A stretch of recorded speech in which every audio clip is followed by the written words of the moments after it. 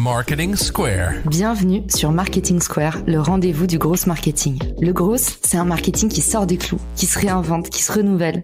C'est aussi un mindset qui repose sur l'envie de se dépasser, de se détacher de ses opinions une bonne fois pour toutes et d'apprendre en continu. Si tu te reconnais dans cette description, que tu sois débutant ou expert, abonne-toi. Ce podcast va devenir ton meilleur allié. Envie de vous faire inviter sur un podcast, de décrocher vos futures collaborations, de rencontrer ceux qui vendent déjà à vos clients.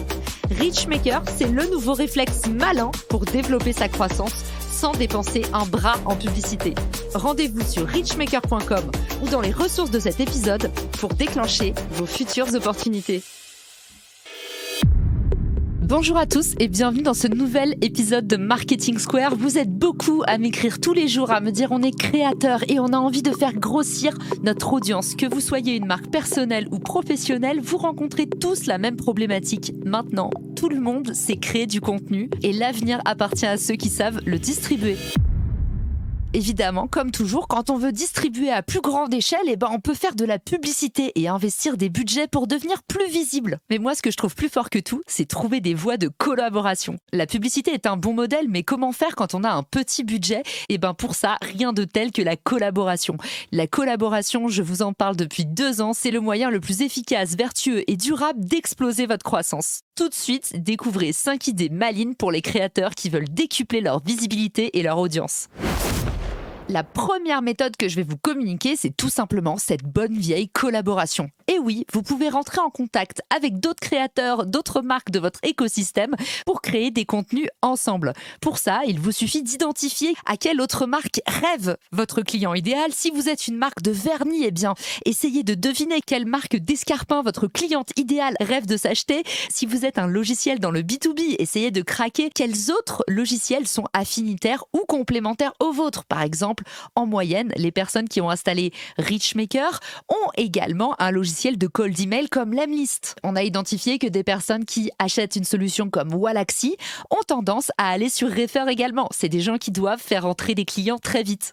Et dans ces cas-là, une collaboration, ça vous permet pour 0 € de monter une opération pour aller toucher l'audience de votre partenaire. Évidemment, si vous avez les mêmes clients, il est possible que les problématiques qui les agitent soient les mêmes. Et c'est là où la collab fait un effet coup double. Non seulement vous allez pouvoir ratisser plus large, atteindre plus de masse critique sur les réseaux sociaux et donc forcément créer plus facilement un effet boule de neige, mais en plus vous êtes persuadé d'apporter plus de valeur à vos audiences, que ce soit vos audiences existantes ou les nouvelles audiences que vous allez chercher. Mais bonne pratique pour créer une collab entre créateurs de contenu, que vous soyez marque ou indépendant, c'est tout d'abord d'aller chercher un sujet en commun.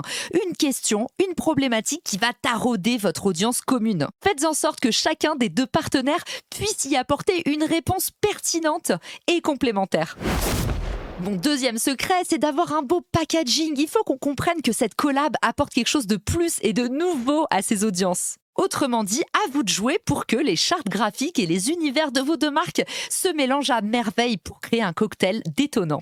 Ensuite, définissez le plan promotionnel de votre événement. Quel type de levier allez-vous activer de part et d'autre pour que le partenariat soit équitable, mais également de quelles ressources vous disposez en interne pour pouvoir créer un contenu qui déchire. Par exemple, est-ce que votre partenaire a une équipe de graphic designer quand vous êtes très mauvais en design ? Ou est-ce que vous avez une sacrée pub alors que votre partenaire ne sait pas écrire ? Vous avez compris, une collab, c'est aussi l'occasion de bénéficier de mécénat de compétences et d'apprendre de savoir-faire qui sont différents des vôtres. Deuxième idée maline pour collaborer, les posts invités. Évidemment, si vous êtes expert sur un sujet, c'est une super stratégie d'aller proposer aux acteurs médiatiques de votre écosystème de documenter ce sujet pour eux. Par exemple, quand j'ai lancé Richmaker, ma plateforme de partenariat, j'étais un ovni dans l'écosystème parce que personne n'avait jamais valorisé la collaboration versus la compétition. Tout le monde disait que de toute façon, les campagnes de pub, c'était tellement efficace que pourquoi faire autre chose ?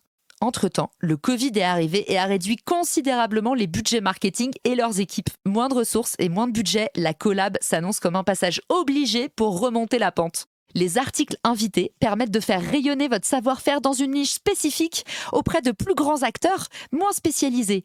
Si vous avez un savoir-faire spécifique sur un sujet, vous avez une vraie carte à jouer auprès d'un plus gros partenaire qui ne va pas être aussi fort que vous sur votre niche. Alors allez proposer des articles invités à tous les acteurs, créateurs de contenu, marques de votre écosystème. Vous verrez, les résultats sont garantis. Et vous apparaîtrez comme la figure incontestable sur votre niche ou domaine de spécialité. Le tout avec 0 investissement, tout en vous entraînant à parler d'un sujet que vous adorez.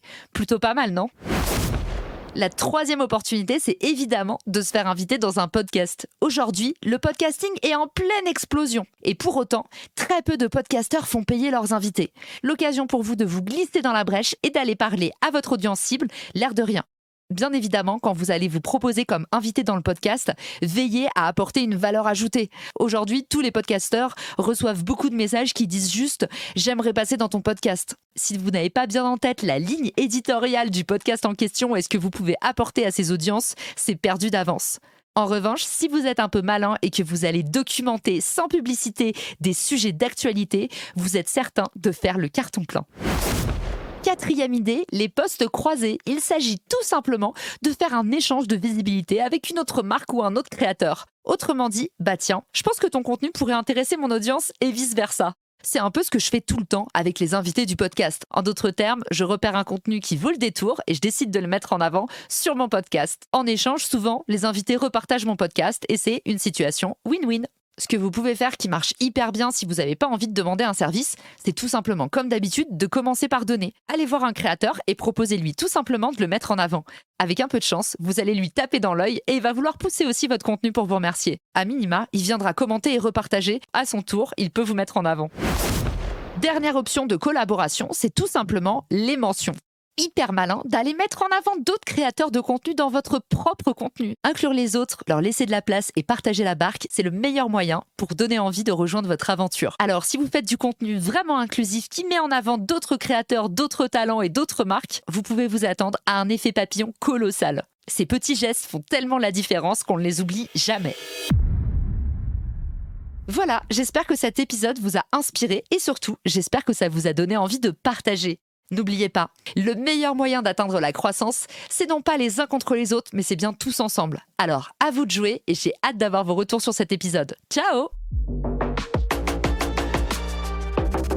Si cet épisode te plaît, tu peux le partager en me taguant ou lui laisser 5 étoiles sur Apple Podcasts. Marketing Square.